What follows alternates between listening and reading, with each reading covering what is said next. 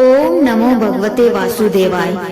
हर हर महादेव। दोस्तों, आज मैं इस वीडियो में आपके सामने अश्विन मास की पितृपक्ष की इंदिरा एकादशी की व्रत कथा को सुनाऊंगी। ये एकादशी पितृपक्ष में आने के कारण इसका महत्व और भी बढ़ जाता है और इसे पितृ एकादशी या श्राद्ध एकादशी भी कहा जाता है। एकादशी का व्रत मोक्ष देने वाला कहा गया है। जो इस व्रत को पूरी श्रद्धा से रखता है उसे मोक्ष प्राप्त होता है। इस एकादशी व्रत का पुण्य अपने पितरों को देने से उनकी आत्मा को तृप्ति मिलती है और इसके साथ ही घर में सुख शांति बनी रहती है और पितरों का आशीर्वाद भी प्राप्त होता है। आइए सुनते हैं इंदिरा एकादशी व्रत की कथा।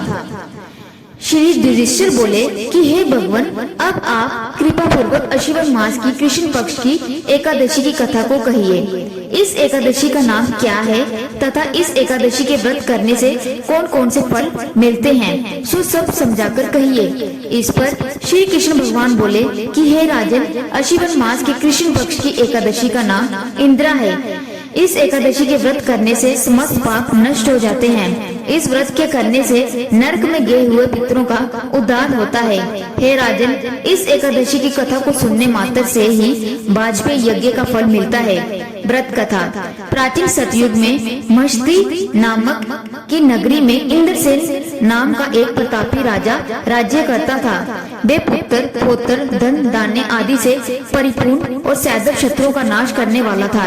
एक समय जब एक राजा अपनी राजसभा में सुख पूर्वक बैठा था, महर्षि नारद आकाश मार्ग से उतरकर वहां आए।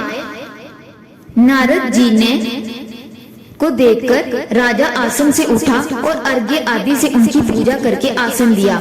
महर्षि नारद बोले कि हे राजन, आपके राज्य में सब कुशल है। मैं आपकी धर्म परायणता देखकर अत्यंत प्रसन्न हूँ। तब राजा बोले, हे महर्षि, आपकी कृपा से मेरे राज्य में सब कुशल पूर्वक है तथा आपकी कृपा से मेरे समस्त यज्ञ कर्म आदि सफल हो गए हैं। हे देव, अब आपकी क्या आज्ञा है। इस पर नारद जी बोले कि हे राजन, मुझे एक महान आश्चर्य हो रहा है कि एक समय जब मैं ब्रह्मलोक से यमलोक को गया था, उस समय यमराज की सभा में मध्य में तुम्हारे पिता को बैठे देखा।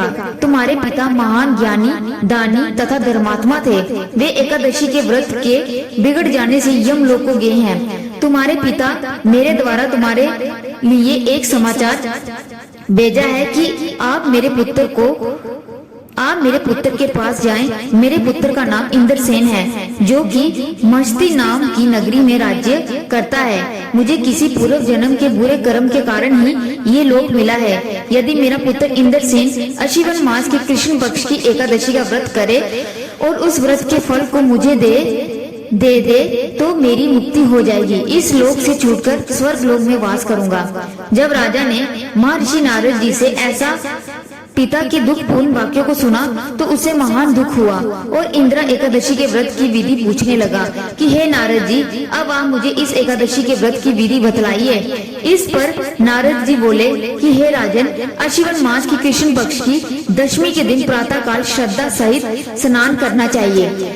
इसके पश्चात दोपहर को भी स्नान करना चाहिए। उस समय जल से निकलकर श्रद्धा पूर्वक पितरों का श्राद्ध करें और उस दिन एक समय भोजन करें और रात्रि को पृथ्वी पर शयन करें। इसके दूसरे दिन अर्थात एकादशी के दिन प्रातः काल दातुन करें और स्नान करें। उसके पश्चात भक्ति पूर्वक व्रत को धारण करें और कहना चाहिए कि मैं आज निराहार रहूंगा और समस्त भोगों को त्याग दूंगा। इसके पश्चात कल भोजन करूंगा। हे भगवान, आप मेरी रक्षा करने वाले हैं। आप मेरे व्रत को निभाइए। इस प्रकार आचरण करके दोपहर को शालिग्राम जी की मूर्ति को स्थापित करें और योग्य ब्राह्मण को बुलाकर भोजन करावें और दक्षिणा दें। भोजन में से कुछ हिस्से को गौ को दें और विष्णु भगवान की धूप दीप नैवेद्य आदि से पूजा करें और रात्रि को जागरण करें। इसके उपरांत द्वादशी के दिन मौन होकर बंधु बांधवों सहित भोजन करें। हे राजन, ये इंदिरा एकादशी के व्रत की विधि है। हे राजन, यदि तुम आलस्य रहित होकर इस एकादशी के व्रत को करोगे तो तुम्हारे पिताजी अवश्य ही स्वर्ग में जावेंगे। महर्षि नारद राजा को सब उपदेश देकर अंतर्ध्यान हो गए। राजा ने इंद्र एकादशी के आने पर उसका विधि पूर्वक व्रत किया। बंधु बांधवों सहित इस व्रत के करने से आकाश से पुष्पों की वर्षा हुई और राजा का पिता यमलोक से रथ पर चढ़कर स्वर्ग को गया। राजा इंद्रसेन भी इसी एकादशी के व्रत के प्रभाव से इस लोक में सुख भोगकर अंत में स्वर्ग लोक को चला गया। श्री कृष्ण भगवान कहने लगे कि धर्मराज युधिष्ठिर, ये मैंने तुम्हारे सामने इंद्र एकादशी का महत्व वर्णन किया।